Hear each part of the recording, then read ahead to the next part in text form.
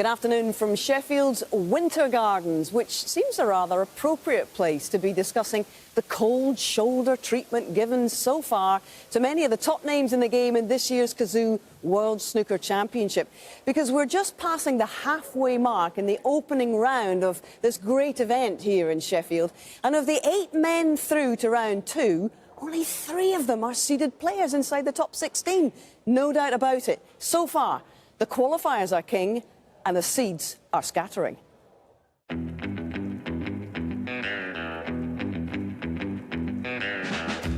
world champion has only himself to blame. He's now a former world champion. Zhang comes over for the handshake. He's been outclassed and out of sorts throughout. Ali Carter will concede. He'll be a little bit aggrieved. He's not produced his best.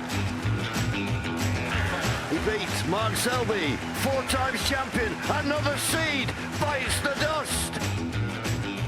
This is a very big result. And here comes the handshake. Gary says, well done, pal. And it's Stuart Bingham who progresses into round 2.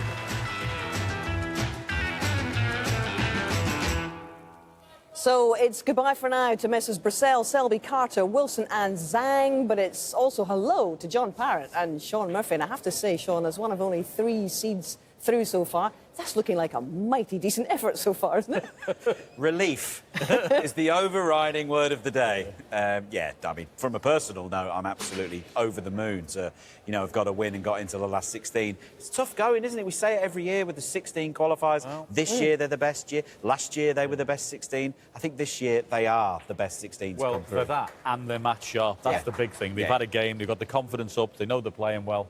There's been a few really good performances. I thought Steve Maguire was excellent the other day. Really good. We wondered aloud yesterday, John, what further damage would be inflicted, and there was plenty of it, not least, obviously, last night, Gary Wilson going out to Stuart Bingham. Perhaps not a huge surprise, given he's a world champion, Stuart. But I think Joe O'Connor's victory over Mark Selby really did reverberate, not least because we're not sure whether that's goodbye for the time being to Mark or whether it's adieu. Yeah. What's been the reaction to his departure yesterday? Yeah, first thing, shock at the results, because obviously a 4 times world champion, you would expect him to go far in this tournament. But it's what he said before he got here, didn't he? His last performance wasn't great. He was thinking about it anyway, and that's probably meant that he needs to go away and he does need to get some help. He's been talking about it himself. He's not right. He's not mentally. He's not in a good place. I think the next step is for him to go and get some help. Yeah, he was pretty explicit about it yesterday, Shawn, saying that in his interview afterwards, he was saying that the game is simply making a mill. He's actually having to beat not just his opponent, but himself in these matches as well. What do you hope he can do over the coming weeks? I hope he can find a different perspective. Perspective's everything, isn't it? And, he needs to remember he's a 4-time champion of the world, and there are players who'd give their left arm for his CV, It wouldn't be very good if he did, but I know what you mean. No. I think he will go away and just, enjoy a bit of a break, enjoy a bit of a downtime. I wasn't clear if he was trying to make the point that he needs a bit of a perspective reset in terms of how he sees the game. He said the phrase as if it's always it's like life and death to him, it means so much. Yeah. I wasn't sure he was talking about walking away. I'd be careful we don't all get a bit overexcited with Absolutely. that. I don't think he's talking about that. Well, we're hoping that that's the case, but I think in order to be able to enjoy the game again and to see it as a game and not to take it quite as seriously as clearly he does, something he's going to have to work on. We know that Ronnie, for example, did walk away from the game for a whole year and came back and actually retained the world title. I think, John, he would be a massive miss for the game, and I really hope that he understands how much he's loved, appreciated and admired in this game, and obviously Mark and Vicky and the family, if you're watching, we really hope that you will take some time and that you will consider this very carefully indeed, because we would miss you a heck of a lot, would we not? One of the greatest players to ever play the game, one of the finest match players to ever play the game, and if anyone doesn't think that, they don't really know what they're watching. Not to take anything away from young Joe O'Connor, though. It was, I'm sure, a bittersweet moment, beating his idol and his hero, someone he'd been to the Crucible to watch 3 of his 4 titles here.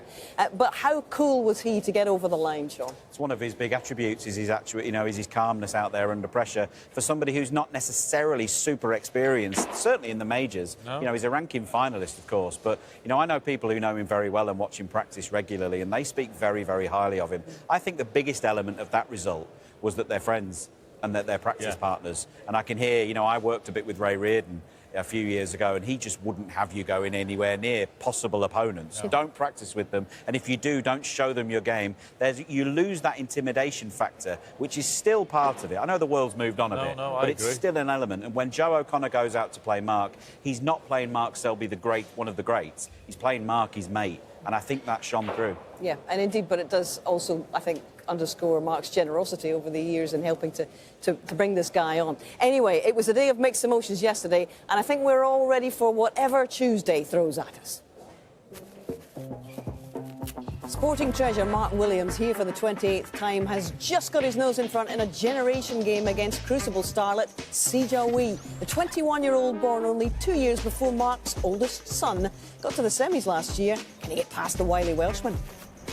World number 3 Mark Allen could play a major role this year. 3 big titles already for the pistol this term. His campaign starts in 90 minutes. Meanwhile, Junhui already underway, and the runner-up here 8 years ago has landed the qualifier no one wanted in Jack Lisowski. Been banging in the centuries already in qualifying. He's sharp and ready to do some damage. And the former finalist here, Kyron Wilson, the warrior, meets the so-called spaceman. Yep, Welshman Dominic Dale touched down at the Crucible again at 10. Yeah, there was a lot of excitement about the return of the spaceman, and we'll be seeing Dominic at the age of 52 a little bit later in our programme. But no doubt about the tie of the round when it was first drawn on Thursday last. It is, of course, Ding Junhui against Jack Lisowski. Now, interestingly, Jack is trying to do a ding here, because it was way back in 2016 when Ding Junhui himself dropped out of the world's top 16 and had to come through the qualifiers and went on an epic run to the final. And how Jack himself would love to emulate that, having also this last season dropped out of the elite top 16. So plenty to enjoy about the opening session, and we're just going to show you a little bit of a sprinkling, especially in the early part of this, because it's worth seeing. All Ireland duo Dennis Taylor and Ken Doherty have landed the plum tie together in commentary, not that they're crowing about it, and this is frame one.